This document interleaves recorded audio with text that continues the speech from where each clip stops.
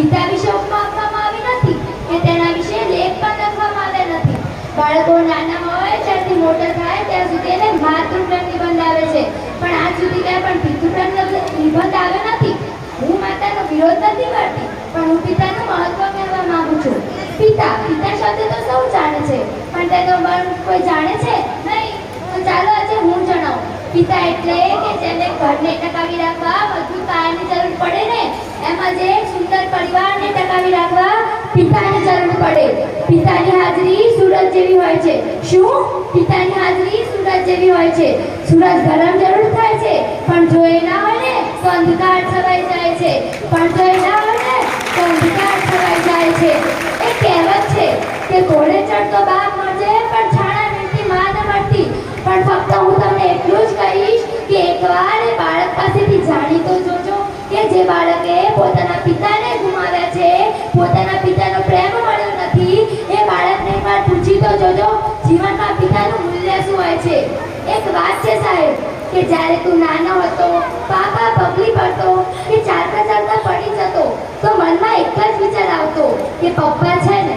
જ્યારે તું સ્કૂલે જતો, છોડવાયેલા પપ્પાને પાછો વળીને ટાટા કહેતો, ત્યારે પણ મનમાં એક જ વિચાર આવતો કે પપ્પા છે ને. જ્યારે તું મોટો થયો, કોલેજે જતો કે મોજ મસ્તી કરતો કે કઈ મૂંઝવણ અનુભવતો, ત્યારે પણ મનમાં એક જ વિચાર આવતો કે પપ્પા છે ને. પણ તારા લગ્ન બાદ તારી પત્નીના કહેવા પર તારા પપ્પાને વૃદ્ધાશ્રમ મૂકતા પહેલા તને એ વિચાર કેમ આવ્યો કે પપ્પા છે ને? બસ તમે બેઠો તમને મારી એક જ વિનંતી છે કે પોતાના મા બાપને કદી વૃદ્ધાશ્રમમાં ના મૂકતા, કે એ છે ને તો જ તમે છો. એમના વગર તમારું કંઈ જ અસ્તિત્વ નથી. છતાંય તમારે જાણવું જોઈએ ને તો એકવાર તમારા પપ્પાની જોડે શેરી માટે મારજો ને, એકવાર તમે એકલા. ખબર પડી જ જશે કે જ્યારે તમે એકલા હશો ને, અરે તમને બોલાવવાની વાત તો દૂર રહી, લોકો તમારી સામે પણ નહીં જુએ. જો માં ઘરનું ગૌરવ છે તો પિતા ઘરનું અસ્તિત્વ. માં આંસુઓની ધારા તો પિતા સંયમ હોય છે. 2 સમયનું ભોજન માં બનાવે છે તો જીવનભરના ભોજનની વ્યવસ્થા પિતા કરે છે. ક્યારેક આપણે પડી જઈએ કે ઠોકર લાગે ને તો આપણા મોંમાંથી ઓ માં એમ નીકળે છે, પણ ક્યારે આપણે રસ્તો પાર કરતા હોય ત્યારે ટ્રક આવીને બ્રેક લગાવે ને તો આપણા મોંથી ઓ બાપરે એમ નીકળી જાય છે. કેમ કે નાના સંકટો માટે માતાની યાદ આવે છે, પણ મોટા સંકટો આવે ને તો પિતા યાદ આવે છે.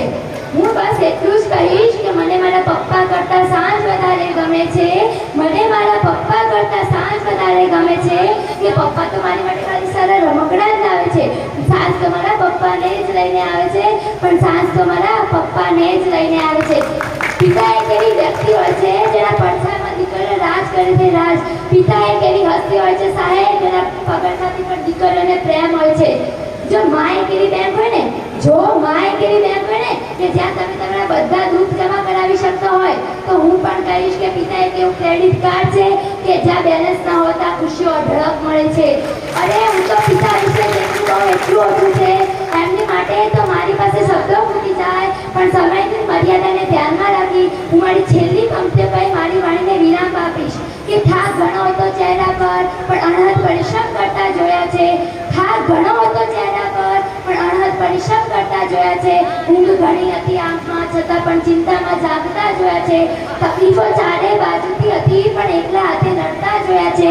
તકલીફો કોઈને ગણાવતા નહોતા, પણ અડધી રાતે જાગી અમારા ભવિષ્યના સપનો સજાવતા જોયા છે.